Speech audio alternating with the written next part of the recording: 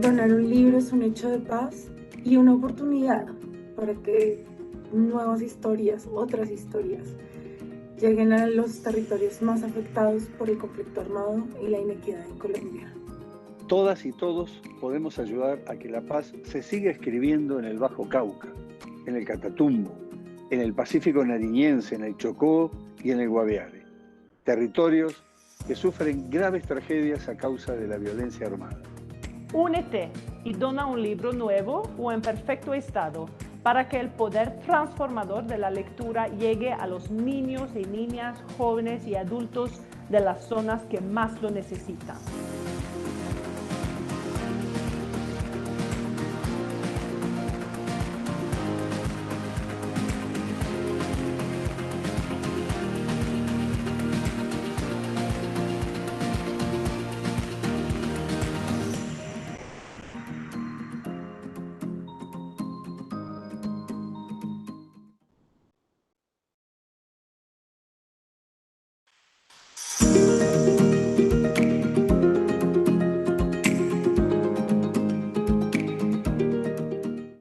Un saludo a todos, mi nombre es María José Castaño y estoy feliz de entrevistar a Javier Sinay para la Filbo Bogotá, hablando de un libro maravilloso, maravilloso, que se llama Camino al Este, que es el último libro de Javier. Javier, para quienes no lo conocen, es un cronista muy importante en Argentina, es, dicen, el gran pupilo de Leila Guerriero, el consentido y el mimado, lo cual es un reconocimiento muy importante. Ha trabajado en diferentes medios de comunicación como Rolling Stones, ha publicado en El Clarín, ha publicado en Etiqueta Negra y tiene particular interés por temas de crimen, temas judiciales, temas policíacos, culturales y ahora entró en el extraño mundo del amor. Hoy sí. Javier, gracias por estar acá con nosotros y bienvenido a este espacio. Bueno, no, muchas gracias a ustedes y gracias María por presentar y llevar adelante esta charla y gracias a la Filbo. Para mí es un gustazo. Esta es mi segunda participación en la Filbo virtual, así que bueno, algún día estaré de regreso allá en Colombia pasándola bien y hablando cara a cara con ustedes. Fantástico, acá te esperaremos, querido Javier. Bueno, Gracias. Javier, hablemos un poquito de esta crónica, además una crónica particularmente extraña, porque abarca desde las herramientas del periodismo un tema tan extraño o tan poco factual, como lo veremos más adelante, como es el amor. Tú te enamoraste o tuviste una enamorada que se llamaba, me corriges si no sé nombrar o pronunciar bien, Higashi. Higashi, sí. Higashi es una enamorada que tuviste como por un año en Argentina, tú trabajabas como periodista, ella decide, pues se gana una beca para ir a estudiar la ceremonia del té y Claro. en ese momento, pues ella decide irse a Japón y tú pierdes tu trabajo. Y ahí empieza un poquito la historia del libro. Cuéntanos un poquito de esa minucia y cómo arrancaste este libro, Javier. Bueno, sí, a mí lo que me gusta de la no ficción es que todo es material. Si lo sabes mirar, todo puede ser material, todo lo que te pasa, todo lo que les pasa a tu novia, a tus amigos, a tus padres, a tu familia, a gente que conoces o que no conoces, puede ser material para la historia, ¿no? Porque hay una cosa que es que, y acá me voy un poco por las ramas porque voy a teorizar un poquito, yo creo que la realidad es un caos. Creo que no hay ningún tipo de orden en la realidad, creo que son como muchas cosas que se van dando en simultáneo, y nosotros, cada uno de nosotros con nuestra mirada las ordena un poco, ¿no? Entonces hace secuencias de causa y efecto, y así va construyendo historias. Entonces lo que pasó fue que eh, primero firmé un contrato porque Higashi se iba a ir, mi novia, como bien dices, voy a empezar a hablar de vos, como bien decís, eh, se iba a ir a estudiar a Japón un año y firmé un contrato con Tusquets, el sello que me publica los libros, para publicar un libro una crónica de viaje, pero yo no sabía bien qué iba a escribir. O sea, firmé contrato para pagarme los pasajes, ¿no? Con el adelanto de dinero. Pero todavía no tenían claro qué iba a escribir. Entonces busqué y busqué, digo, en Google, busqué muchas historias que aparecían en los diarios de cada país por donde yo tenía pensado pasar y encontré un poco que se trataba un libro sobre el amor, que aparecían historias de amor. Me estoy adelantando, me parece, a las respuestas, pero lo que pasó fue eso, ¿no? Fue como que Higashi se fue, yo decidí hacer un libro y luego decidí que iba a hacer un libro sobre amor. Y es muy curioso, Javier, porque tú dices, claro, uno viaja para buscar una historia y construir su propia historia, pero también Claro. dices, oiga, si esto yo soy capaz de hacerlo por amor, si yo soy capaz además de cruzar, porque lo que haces es un viaje de varios meses pasando por España, por Francia, por Alemania, por Rusia, por Mongolia, de 14.953 kilómetros, si Sí. dices, si esto lo hago yo por amor, ¿qué pueden hacer los demás por amor? Y ahí me Claro, parece que es como una semillita que arranca esa crónica, ¿no? sí. Yo pensaba el amor como no como algo cursi, sino como un universo donde hay 5 planetas. El amor, el desamor, la compañía, la soledad y la sexualidad. Entonces, en cada uno de estos países por donde yo fui, que son, aparte de los que vos dijiste, son, bueno, voy a decirlos todos, son España, Francia, Alemania, Belarus, que es Bielorrusia, Rusia, Mongolia, China, Corea y Japón, Corea del Sur y Japón. Son 9 países y primero, como te dije, no tenían claro cuál era el eje del libro. Entonces, busqué muchas historias en los diarios de cada país. En cada país hay un diario en inglés, ¿no? O sea, es fácil buscar historias en los diarios de España, pero ¿cómo buscas una historia en un diario de Mongolia o de Rusia? Hasta que te das cuenta de que existe el Siberian Times o el China Daily. O sea, Que por son, supuesto no sabemos leer, ¿no? claro, son diarios en inglés que, bueno, más o menos te van salvando, ¿no? Eh, entonces empecé a listar temas como un junior del periodismo que hace un sumario, que hace un pitch, su lista de propuestas. Listé muchos temas, pero en un momento me di cuenta de que algunos de esos temas tenían que ver con estos 5 planetas del universo del amor que te dije. Y ahí me di cuenta, por esto que decís vos, dije, si yo voy a viajar hasta Japón para ver a mi novia por amor, entonces he encontrado algunas historias que tienen que ver con los vínculos, no con el amor, eh, insisto, no con el amor cursi, sino con la complejidad de los vínculos de pareja.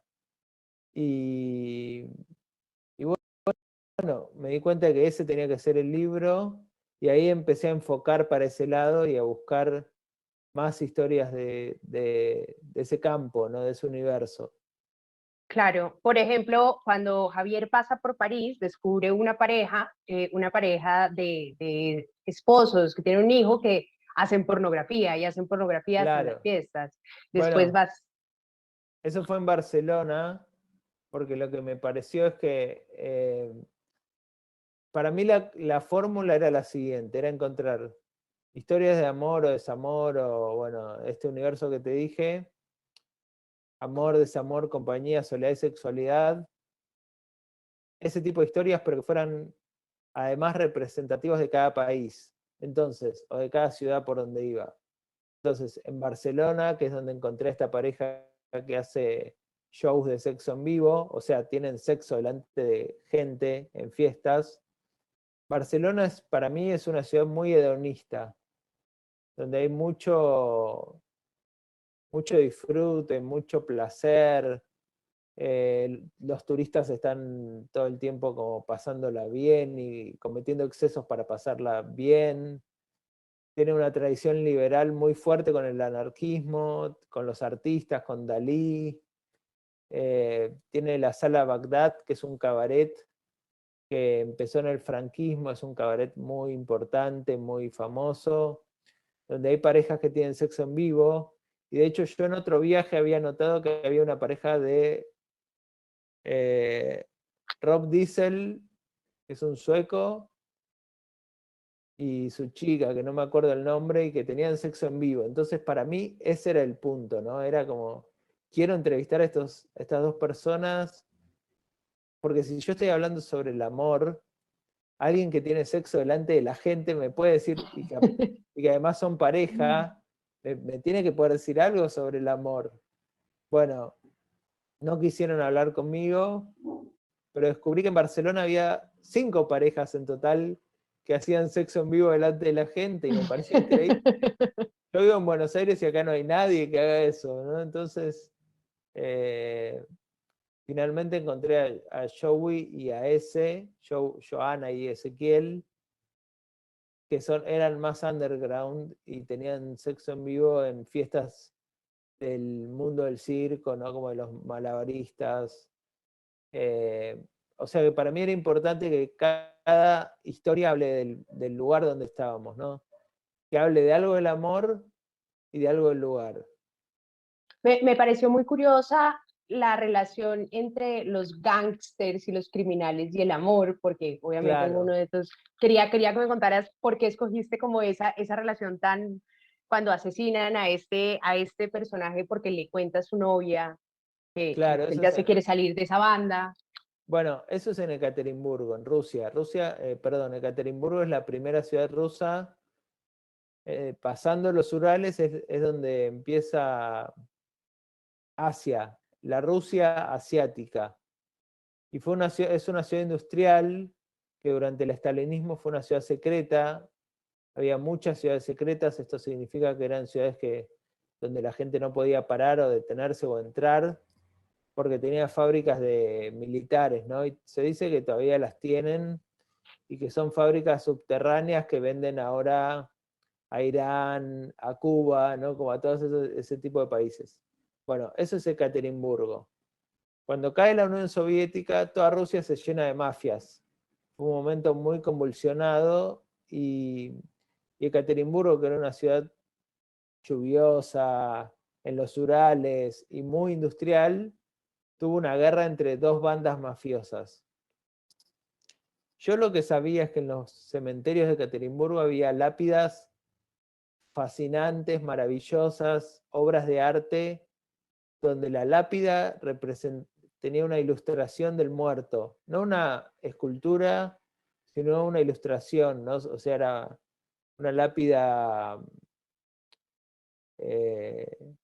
lisa, no, como,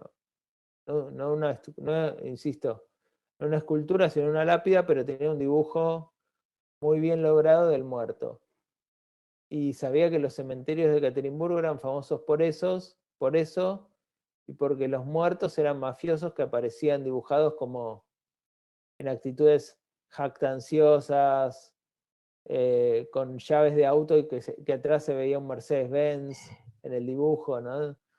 Con camisas hawaianas, una ciudad completamente fría. Entonces dije, para mí el punto que define a la ciudad es el cementerio, o sea, que habla de la identidad de la ciudad. Entonces pensé, si pudiera encontrar una historia de amor en el cementerio sería genial, ¿no? Sería lo que estoy buscando. Sería la consigna que te dije, que es una historia de amor que hable de un territorio y que sea original. Entonces di con una guía de turismo, una chica que era filóloga, guía de turismo de su ciudad y que había escrito para el diario The Guardian de Inglaterra. Yo pensé que era una corresponsal de Inglaterra, del diario de Inglaterra, asentada en Ekaterimburgo, pero nada que ver, era una chica rusa de ahí. Y le escribí un mail y le dije, mira, estoy trabajando en esto, estoy buscando este tipo de historias. Me pregunto si conoces alguna historia de estas. Y me dijo, sí. En el cementerio está la novia que era modelo de un mafioso, y a unos metros está el mafioso, están enterrados los dos. Y lo que pasó es que el mafioso le contó de más a la novia, le contó algunas cosas sobre la banda de gángsters, cosas que no debía contar, y los mataron a los dos los asfixiaron con una bolsa de plástico en la cabeza.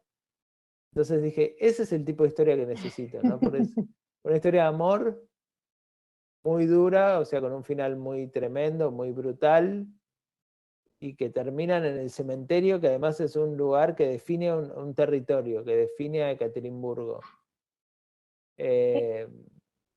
Bueno, nada, ese es un ejemplo modelo, ¿no? Del tipo de historias que busqué. Hay una frase que quisiera leerla de tu libro porque me gustó mucho y dices, las historias de amor no son monocromáticas, cada una es al menos dos, una historia por cada persona que forma una pareja y quizás más. Si hay observadores que narran lo que ha pasado, una historia puede tener 3, 4 o 5 versiones en el amor y hay menos hechos que interpretaciones. Y a mí esto me llamó mucho la atención porque obviamente tú recorres todo el este, empiezas a ir a tu viaje hacia Japón, parando por todas estas ciudades, pero haciendo además periodismo, es decir, le metes hechos históricos, le metes hechos factuales, le metes hechos culturales, pero empiezas Bueno, desde el punto de vista periodístico a cubrir un sujeto tan complejo desde el punto de vista periodístico como el amor. ¿Cómo fue este claro. proceso? Porque obviamente tú tienes como la explicación de qué es el amor, pero para un periodista cubrir algo no factual es muy complicado, creería yo. Bueno, claro, para mí el tema era, de hecho, como dijiste vos, yo en ese momento me quedé sin trabajo, yo trabajaba como corresponsal en Sudamérica para un diario de México, eh, y eso yo lo incluyo en el libro, entonces mi identidad en el libro es la de un periodista, ¿no? Entonces yo quería meterme con el tema del amor desde un punto periodístico, basado, bueno, también dijiste que soy un pupilo de Leila Guerriero, ¿no? Entonces, basado en el tipo de trabajo que hacemos con Leila o que hacen los perfiladores o los cronistas de la escuela latinoamericana cuando hablan con una persona, ¿no? Que es preguntarle, volverla loca a preguntas, finalmente extraerle, hacerle como un extractivismo de su historia, pero siempre con técnicas periodísticas, ¿no? Como presentándose uno como un periodista, poniendo un grabador y demás. Y yo quería hacer ese trabajo aplicado al amor y preguntarme por qué, si el amor en realidad es un tema, es una fuerza que nos mueve a nosotros, a todo el mundo le mueve, ¿eh? O sea, fuerza blanca o fuerza negra, digo, con energía positiva o con energía negativa, ¿por qué los periodistas no sabemos traducirlo a noticias, ¿no? A notas? Eh, Así que un poco ese fue mi desafío en el libro, hacer un libro periodístico sobre el amor. Es un libro con muchos niveles, ¿no? O sea, por un lado cuenta mi historia, es como el cuentito, digamos, la excusa es Javier viajando a ver a Higashi, a su novia. Pero, pero el trasfondo es hacer periodismo sobre las relaciones de pareja. Hablemos un poquito de por qué escogiste también incluir a tus amores, porque no solamente metes a Higashi, sino también hablas de tus Claro. otras novias en el marco del texto que son un poquito atemporales de tu viaje. ¿Por qué era importante incluirlas a ellas como voces y cómo fue este proceso de meter a un pasado en el presente? Bueno, ahí me influenció un poco yo cuando hice 2 viajes a Japón. El primero fue el de Camino al Este, el del libro, y después volví. O sea, primero fui en verano y después volví en invierno. Y la segunda parte está en el epílogo del libro. O sea, es una parte muy breve. Y cuando hice ese epílogo venía leyendo una novela rusa de Manuel Carrer, que es un libro donde Carrer, que para mí es un autor muy de referencia, para mí es casi un maestro para mí, aunque nunca lo vi, nunca lo conocí, pero aprendo mucho leyéndolo. Él cuenta ahí unas historias de amor un poco turbulentas, ¿no? Entonces me inspiró mucho a escribir también sobre mis otras historias de amor. Digamos, con Higashi ahora estamos casados, tenemos un hijo, digamos que todo salió bien por ahora, entonces es como una historia de amor. Eso fue otro desafío, porque es fácil contar los amores torturados, los amores donde todo sale mal, hay un montón de ejemplos, pero yo quería buscar, cuando escribía sobre Higashi, sobre esta relación de pareja real pero feliz, quería leer otros libros de ejemplo como para que me den algunas líneas de referencia y no encontré mucho. No se escribe mucho sobre el amor feliz o sobre el amor cotidiano feliz. Pero bueno, sí se escribe sobre el amor eh, difícil o trágico, o Ocasional. trash, claro, pasional. Bueno, Carrera escribió ese libro, una novela rusa, sobre una historia de esas, muy trash.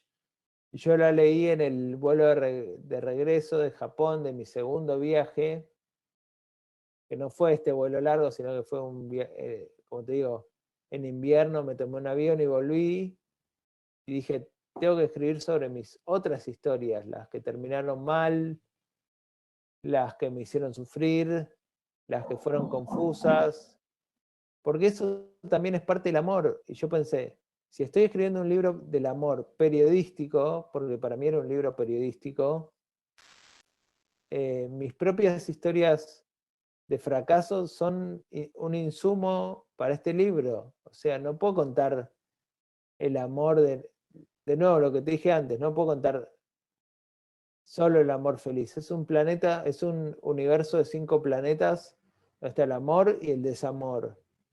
Entonces, por ejemplo, mi historia con una mexicana, que la cuento ahí, que fue una historia muy, muy intensa, que tuvo picos muy altos y después cayó en un pozo muy bajo.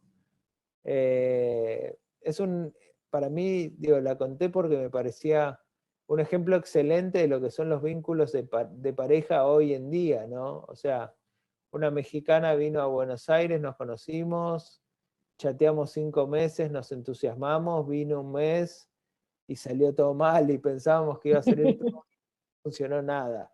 No encuentro una historia de amor más del siglo XXI que esa. Total, total. Entonces, por eso decidí incluirla y después, bueno, me tomé algunas licencias e incluí la historia de amor de unos amigos. También incluí la historia de mi ex, con la que estuve varios años. Pero bueno, yo quería escribir sobre el amor y el amor es así, es complejo, es difícil, eh, es múltiple, es diverso.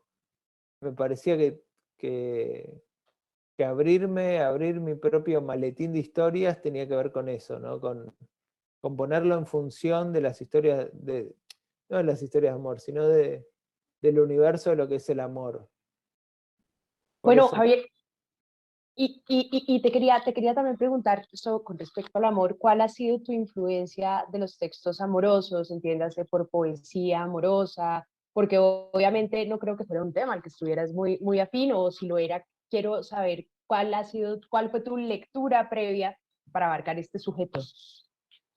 no, la verdad es que no había leído mucho sobre el amor, salvo, me gusta mucho Borges, y Borges le dedicó algunos textos a María Kodama, a hoy su viuda. Pero después, eso fue un tema lo que vos me preguntás, porque yo cuando escribo me gusta leer textos que me sirvan de referencia, ¿no? Como tener una música, un modelo, algo que me vaya inspirando, ¿no? Como te dije, por ejemplo, este libro de Manuel Carrer, que me inspiró mucho, o sea, Me lo leí en el avión de regreso de Japón, hice una escala de 20 horas en Chile, o sea, una escala brutal, ¿no? Porque aparte fui a averiguar por un hotel que estaba enfrente del aeropuerto y era carísimo, entonces estuve 20 horas boyando de acá para allá, boyando es como eh, rebotando de acá para allá. Y ahí estaba escribiendo con la influencia de Carrer. Pero en un momento, bueno, llegado a Buenos Aires, dije, ¿cuáles son los libros que cuentan historias de amor cotidiana, historias cotidianas, felices, reales, sin ser cursis, sin idealizar, sin ser ingenuas, sino el amor como es cuando te funciona con una pareja, cuando estás feliz?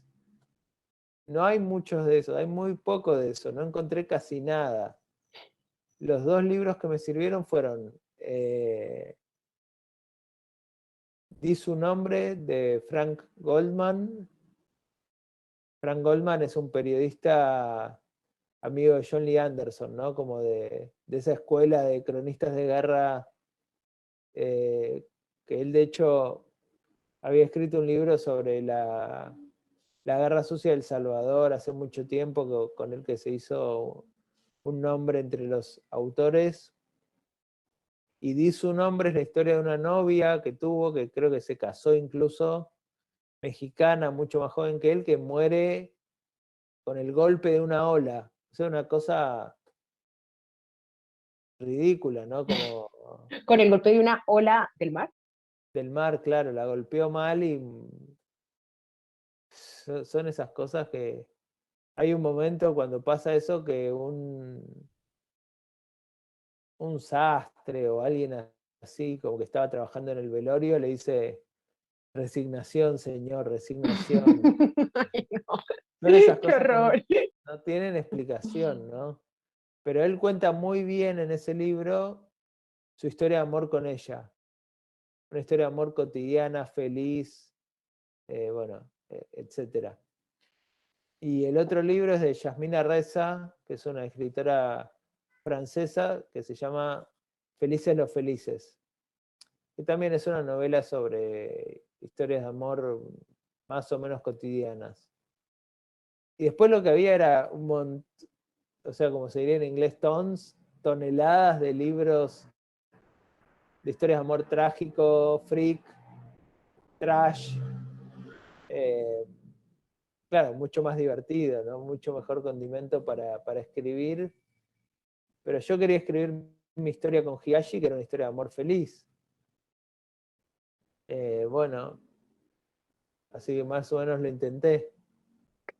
Javier, y me gustaría saber, pues obviamente esto es un viaje, tú esperaste casi 5 o 6 meses para ver a Higashi mientras hacías este viaje, y hay momentos donde obviamente tú tienes comunicación con ella, pero obviamente hay diferencias de horarios, tú estás en un tema y ella está pues en su estudio, también se siente un poquito solitaria, por más que esté feliz allá, pero además uno siente como una evolución en este viaje. ¿Cómo fue esta construcción o esta línea paralela entre tu relación con Higashi y la escritura de tu libro? Porque en los viajes, como lo dices tú, va cambiando a las personas. Claro. Bueno, claro, a mí lo que me pasaba, de hecho, yo hice 2 viajes a Japón a ver a Higashi, uno en verano y uno en invierno. Y en el medio hice un taller de literatura de viajes con Paul Theroux, que es un escritor muy, muy importante de la literatura de viajes, que se considera que es como el que empezó el boom de la literatura de viajes de la última mitad del siglo XX. Y en el taller le levanté la mano tímidamente y le dije, Paul, yo ya había hecho mi viaje largo, ¿no? Atravesando Europa. El segundo viaje fue un avión con escala en Canadá y después a Japón, fue más fácil. Le dije, Paul, hice todo este viaje, no estuve nunca en riesgo, nunca ningún cocodrilo me amenazó con comer, no sé dónde está el conflicto del viaje, o sea, ¿qué hago? Y él me respondió algo que no recuerdo qué era, pero no, bueno, no recuerdo qué era, pero lo que recuerdo fue que Guadalupe Nettel, que estaba en ese mismo taller desde atrás, dijo, lo que tenés que hacer es buscar los conflictos de la gente que entrevistaste, y esos son los conflictos, no tu conflicto, ¿no? Entonces, el libro tiene dos como niveles, ¿no? Que es la relación con Higashi va como aportando calidez, dulzura, humanidad, empatía, y las otras historias van cayendo así como un metrónomo, ¿no? Van como pim, pim, pim, y aportan conflictos. Igual, ¿cuál era la pregunta? Me desvié un poco. No, que cómo sentías que había madurado tu relación a lo largo de este viaje, porque Claro, obviamente exacto. es un A viaje eso que va iba. hacia ella, o que va en busca del amor mientras escribe sobre el amor. Claro, a eso iba, ¿no? Entonces, en este doble nivel, yo tenía como, los conflictos estaban en lo que yo veía en cada lugar, y mi relación con ella iba avanzando bastante como muy al modo oriental, ¿no? Que es como gota a gota, paso a paso, muy lento, pero sólido. Nos contábamos las cosas que estábamos viviendo, y ella, por ejemplo, me contaba que había tenido una experiencia de ceremonia del té completamente espiritual y completamente delicada, y yo había estado, como dijimos, en el cementerio de los mafiosos. Pero en ese contraste, claro, era fascinante saber para mí que me esperaba esa mujer, ¿no? Entonces, eh, la vida y la narración, cuando haces no ficción, se mezclan, obviamente, ¿no? Porque contás tu vida, contás la vida de otras personas, pero está todo mezclado. Y era muy literario, ¿no? Lo que me contaba ella, y era muy literario lo que estaba viviendo yo, y pensaba en el libro, y pensaba en reencontrarme con ella. em, y la verdad que era me di cuenta muy rápido que ella iba a ser una muy buena heroína del libro, ¿no? Ella ocupa el lugar de heroína, y era fantástica. O sea, el libro podría haber existido sin todas las historias que cuento, ¿no? Sino simplemente yendo hacia ella y recibiendo sus mails y sus historias y sus mensajes sobre lo que estaba pasando día a día. ¿Mm? Hay una cosa que me parece también muy linda, Javier, y es que en el fondo también es un libro de viajes, ¿no? Y es un libro de Claro, viajes que, como dices, o como bien lo mencionaste ahorita, es muy humano, trata de ser muy humano, dejando un poquito de lado los prejuicios. Y evidentemente tus personajes son muy particulares porque no pareciera que hubiera como buenos y malos. Cuéntame cómo desarrollaste esta mirada en este proceso. bueno, fue así. Primero hice bueno, una vez que me di cuenta que tenía que hacer un libro sobre el universo del amor, yo tenía por ahí 3 o 4 historias, y dije, bueno, vamos a prestar toda la atención a eso, y empecé a buscar más historias de amor. En algunos lugares llegaba y ya las tenía identificadas, y en otros no. Por ejemplo, en China, en Pekín, en la capital, fui a la embajada argentina, donde me esperaba el encargado de cultura, y le dije, bueno, yo ya había hablado con él, ¿no? Pero le dije, estoy trabajando en un libro sobre historias de amor.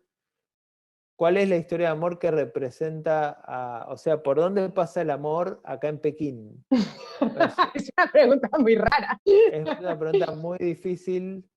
Estuvimos como 2 horas hablando, y me hablaban de la política del hijo único, que había generado un desbalance entre hombres y mujeres. Entonces las mujeres, eh, había más hombres que mujeres, entonces las mujeres podían elegir como con más chance que los hombres, pero a la vez las mujeres estaban muy volcadas al trabajo, y eso me pareció interesante. Pero después llamaron a un chino que trabajaba en la embajada argentina, y dijo, no, no, no, lo que tenés que hacer es ir al parque a donde van los jubilados a buscar novio o novia para sus hijos o hijas.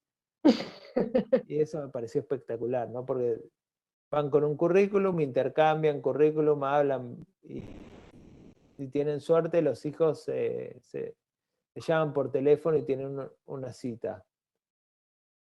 De nuevo me olvidé la pregunta. ¿Cuál era? No, estabas diciéndolo bien, que simplemente cómo pudiste abarcar este lado, digamos, muy humano, sin prejuicios, de una historia de vida. Claro, bueno, claro. Entonces, buscando ese tipo de historias, lo que buscaba eran historias ancladas en este universo del amor, pero finalmente a la hora de abordarlas, a la hora de hacer mi periodismo sobre ellas, este periodismo del pupilo de Leila Guerriero, ¿no? Es un periodismo que se trata de, y vamos a decir también del pupilo de Julio Villanueva Chang, que es otro de mis Etiqueta maestros, negra. claro, exacto. Creo que ellos dos fueron o son mis grandes maestros. Y se trata de entender por qué la gente hace lo que hace, ¿no? Entonces, meterse lo más posible en la cabeza de la gente, ¿no? O sea, ¿quién fuiste en el pasado que te llevó a ser quien sos hoy en el presente? ¿Por qué hoy haces algo no sé, que no todos hacen, ¿no? ¿Qué te lleva a hacer esto? Entonces se trata de entender, se trata de transmitir una experiencia cuando escribís, como por ejemplo estar ahí en el parque con los chinos, con los jubilados chinos, buscando pareja para los hijos, ¿no? Como contar qué se siente estar ahí. Se trata de crear sentido. Crear sentido es, bueno, es esto que te decía antes de que la realidad es caótica, pero uno ordena un poco causa y efecto y uno entonces dice, ¿por qué el señor Liu, que es este jubilado chino, está acá, ¿no? Entonces, podría haber miles de explicaciones de por qué está ahí, pero bueno, yo elegí una que tiene que ver con la hija, que es muy tímida, que no tiene pareja, y que en China, que es un país con una cultura confucionista, donde lo que prima es el grupo, el colectivo, y por lo tanto el Estado, la empresa y la familia fundamentalmente, y la base de la familia es el matrimonio. Si a los 27, 28, 30 años estás soltero, soltera y no tenés matrimonio, es un problema, ¿no? Entonces, sí, entonces los padres van desesperados a buscar una pareja para sus hijos o hijas. Tinder de parque. Claro, exacto. Sí, es Tinder, es Tinder totalmente. Entonces, bueno, se trataba de entender tanto a ese jubilado chino como al diputado municipal de Berlín, del Partido de los Piratas, que era un partido completamente eh, rebelde, pero rebelde así como desde el copyleft, ¿no? Como rebelde tipo Julian Assange, eh, que pedían por derechos de, no sé, como de liberar los datos y ese tipo de cosas. Y había uno de esos diputados que se llamaba Gewalt Klaus Brunner, que era un freak, de estos freaks que en Berlín abundan, entonces también tenía que ver con Berlín, tenía un tipo así, que vive una historia de amor con su secretario, que se obsesiona con su secretario, que el secretario después de su breve historia de amor dice que no, y el Brunner queda completamente prendido del secretario hasta el momento de secuestrarlo y matarlo, tiene que ver con el freakness que hay en Berlín, que es una ciudad donde históricamente cuando existían las dos Alemanias, artistas como David Bowie, Lou Reed e Iggy Pop, y jóvenes que querían evitar el servicio militar y artistas, iban ahí. Entonces son historias que hablan del territorio, de la persona, etc. Entonces abordarlas de esa manera es tratar de entender por qué la gente hace lo que hace. Sí, además este personaje trabajaba en el Parlamento, en el Congreso, y iba Sí, vestido como un demente y era el más irreverente que termina siendo claro. evidentemente, como dices tú, el freak. Bueno, esa fue una de las historias que encontré cuando hice mi primer googleada fuerte. Decía, un diputado alemán municipal, diputado municipal de Berlín, mató a su secretario con quien había tenido un vínculo amoroso, breve vínculo amoroso. Yo dije, bueno, qué interesante, como historia de Berlín, la separo. Y después cuando tenía lo del parque bueno, lo del parque no lo tenía porque me lo dijo el, el empleado de la embajada argentina, ¿no? Pero tenía lo de las tumbas de Rusia, lo de los performers strippers de Barcelona y tenía esto de Berlín. Y ahí me empecé a dar cuenta que había un patrón que tenía que ver con el amor, o bueno, un amor bastante eh, intrincado a veces, pero sí, con los vínculos de pareja, ¿no? Entonces dije, claro, si yo estoy yendo a visitar a mi novia, este es el eje del libro, pero a eso hay que aplicarle periodismo, mucho periodismo, porque insisto, yo soy un periodista, entonces hablo desde ahí, enuncio desde ahí. Y ahí, Javier, no es solamente, digamos, la relación de las ciudades con tus historias, sino las historias con las ciudades, como es el caso de París con los candados, que también me gustaría que nos contaras un Claro. poquito cómo fue este cubrimiento y qué era eso de los candados en los Bueno, claro, en puentes. París fue un desafío, ¿no? Porque París es la ciudad del amor, eh, la ciudad romántica, pero a la vez todo eso es una imagen muy, muy turística en un punto, ¿no? Porque cuando llegué a París, yo ya había ido cuando era más chico y hacía, hace 15 años que no había regresado, ¿no? Y cuando volví, ahora vi esta mixtura cultural africana, musulmana, europea, eslava. Vi una ciudad que tenía como placas que decían aquí Víctor Hugo escribió sus libros, o aquí se libró un combate entre la resistencia francesa y los nazis. Eh, Me pareció una ciudad que era el centro del mundo, quizás con Londres y con Nueva York, ¿no? Pero un lugar muy, muy importante a nivel cultural, como faro de cultura de Occidente. Entonces yo decía, bueno, por un lado tiene toda esta carga cultural, por otro lado tiene esta imagen un poco naif de ser la ciudad del amor. Entonces, ¿cuál es la historia que voy a venir a buscar acá? Y encontré una historia bastante interesante a nivel político, que era la gente ponía candados en los puentes que cruzan el río Sena, y en esos candados sellaban su amor las parejas y tiraban la llave al río.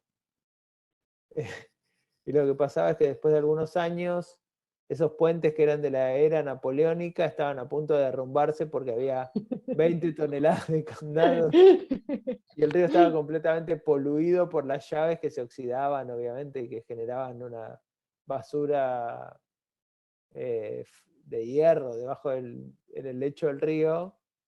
Entonces habían prohibido poner candados en todos los puentes, menos en uno que quedaba, que era el último puente. O sea, no me acuerdo, Pont des Arts creo que se llama.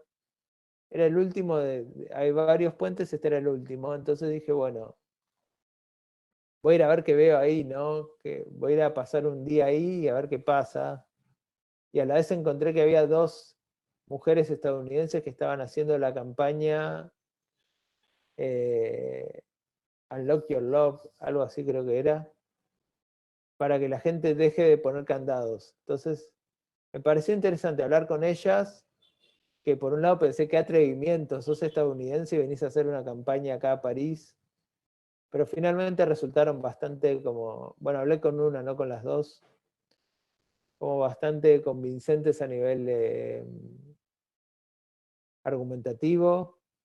Y por otro lado, mi jornada, mi tarde, mi excursión al puente fue increíble porque encontré un vendedor de candados que era un inmigrante pakistaní que estaba ahí, que me contó la típica historia del refugiado o del inmigrante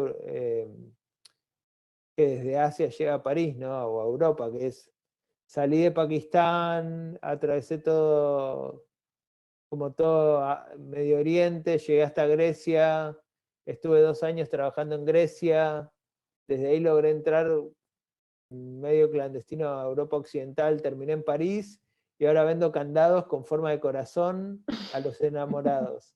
Cada candado sale 4 euros, yo lo pago 2 euros, entonces me deja 2 euros de ganancia, con eso vendo, no sé, 10 candados por día, me quedan 20 euros de ganancia, con eso pago un piso, o sea, un departamento que comparto con otros amigos pakistaníes en las afueras de París. Entonces, detrás de ese candado del amor había como el gran drama humano de la migración, que era una locura, ¿no? No sé, creo que este hombre no tenía el estatus de refugiado, pero es lo mismo, son los refugiados, son los inmigrantes, es la movilidad humana entre el territorio pobre y el territorio rico, y todo eso detrás de un candado con forma de amor, que aparte le compraron, vi que se lo compraba una pareja a quienes después abordé, entrevisté, digo, les hice un par de preguntas, que era un señor de Brasil y una mujer de Sri Lanka, que se habían conocido en Canadá con una app de citas, y él había salido primero con la amiga de ella y en un momento empezaron a salir los tres y ella se dio cuenta de que le gustaba y él gustaba de ella y bueno, dejaron a la amiga de lado y ahora eran pareja y tenían un hijo, o sea, eran una pareja que había como avanzado bastante, ¿no? Y eso me parecía increíble, ¿no? También como esta cosa de el amor moderno, o sea, el amor del siglo XXI expresado como fuertemente con esta historia, ¿no? Como te conoces con una app, salís con una, después salís con otra, después tenés un hijo, después vas a París, pones un candado, o sea, son cosas muy simbólicas, muy icónicas en un punto, ¿no? Y eso me parece que es lo maravilloso de la no ficción, ¿no? O del periodismo, digamos, ¿no? Que es ubicás tu tema y después vas a ver qué encontrás y siempre encontrás más de lo que buscás. Javier, también, pues ahorita estabas hablando de un tema y es evidentemente la actualidad, y en la actualidad el periodismo está frente a muchísimos retos por el tema de negocio, por las redes sociales, Mm. por la competencia de formatos, y obviamente ustedes han sido unos grandes defensores de la crónica. ¿Cómo ves desde el punto de vista del reto este instrumento para que sea hoy relevante? El instrumento de la crónica, De la decís. crónica en la actualidad, donde el periodismo cada vez Claro. se enfrenta a retos tan complicados como su modelo, su lecturabilidad, Bueno, a mí, su credibilidad. sí, yo lo que veo de la crónica es lo siguiente. De hecho, eh, estoy dando un taller voy a pasar el aviso. Estoy dando un taller en Relato, que es un sitio web de crónicas, y hicimos unas entrevistas con algunos medios para anunciar el taller y me preguntaban esto mismo, ¿no? Y te lo cuento porque tengo muy claro las respuestas que di, porque me tomé un momento para pensarlo. Eh, y es que en una era de la inmediatez total de las redes sociales, del swipe, de Tinder, del like, como de las noticias muy breves, la crónica no tiene que ser necesariamente muy larga, o sea, podemos hacer crónica ajustada a los parámetros de Internet, como de, no sé, 5.000 caracteres. O sea, la crónica no es necesariamente un texto largo, pero tanto en ese texto que yo digo de tamaño mediano de 5.000 caracteres, como en un texto largo, Creo que la crónica lo que aporta es entender al otro y entender el contexto. Entonces, me parece que en la era de la inmediatez, donde todo es, de nuevo, el caos de la realidad que avanza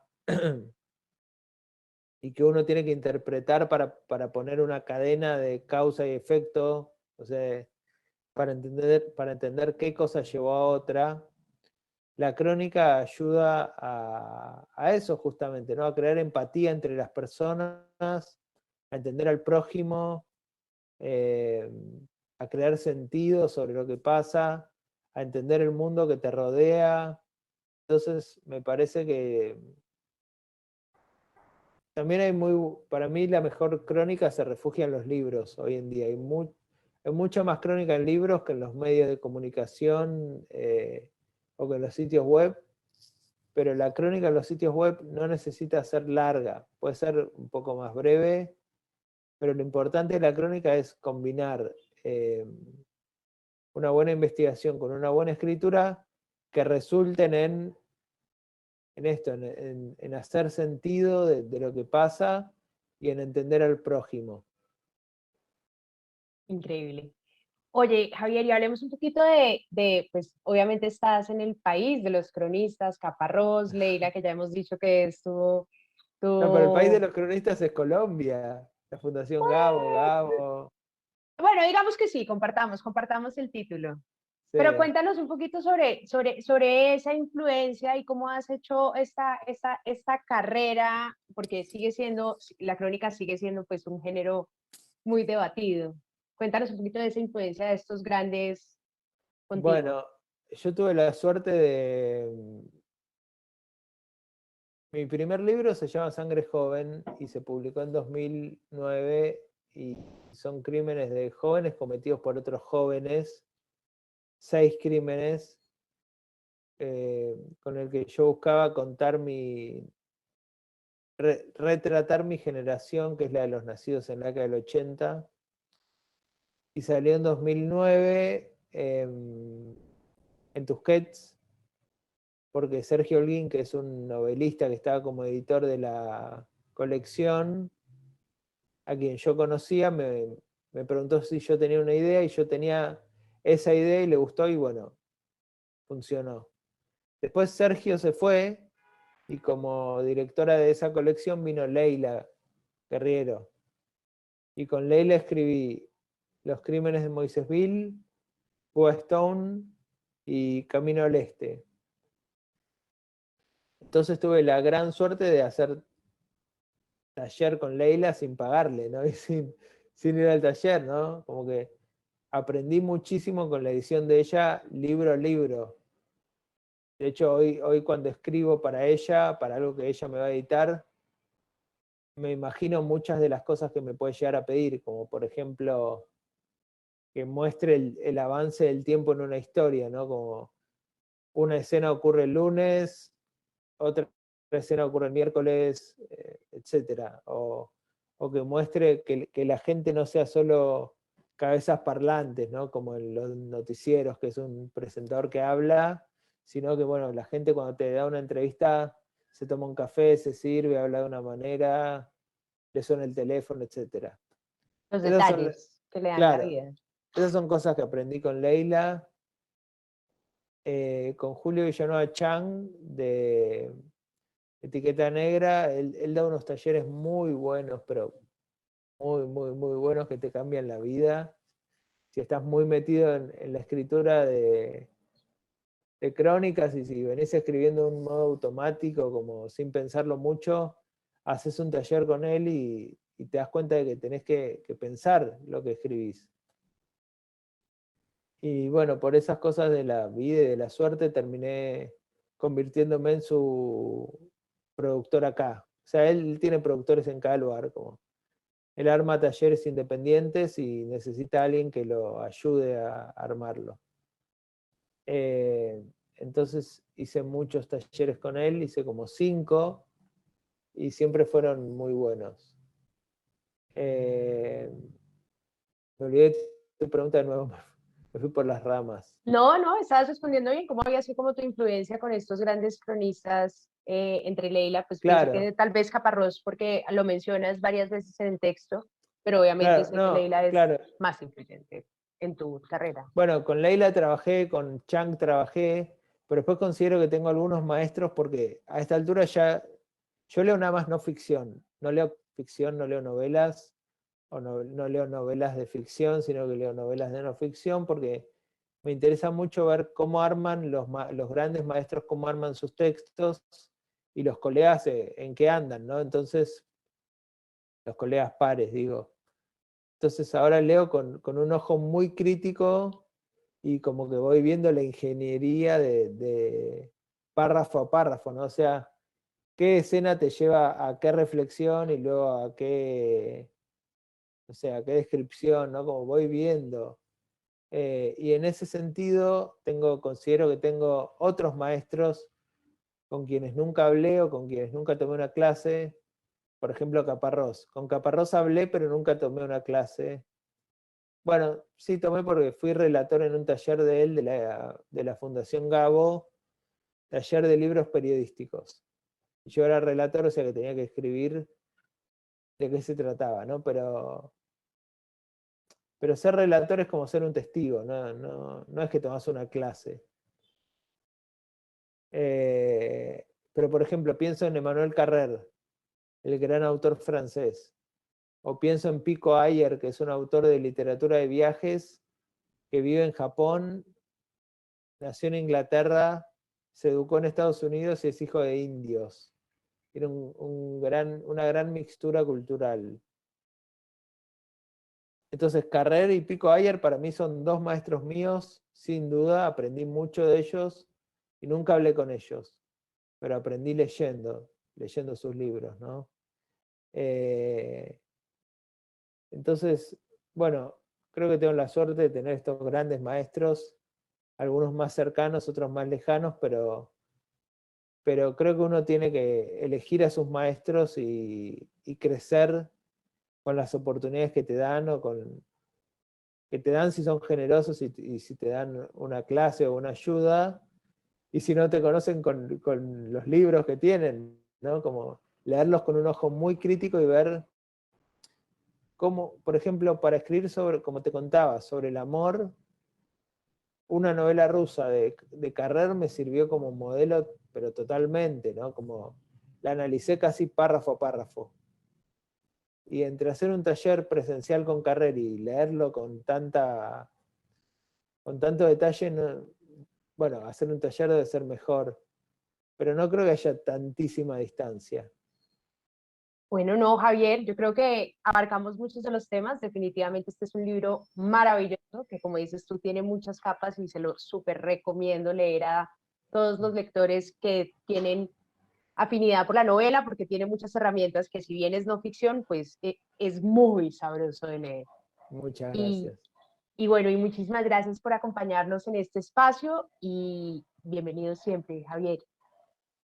Gracias, María. Ojalá la próxima pueda ir de viaje allá de nuevo, en Ya persona, 14. y hablamos. Por Dale. supuesto, Javier, por supuesto, claro que sí. Bueno, muchas gracias por tu lectura y por tu entrevista. A ti, fue un honor. Igualmente.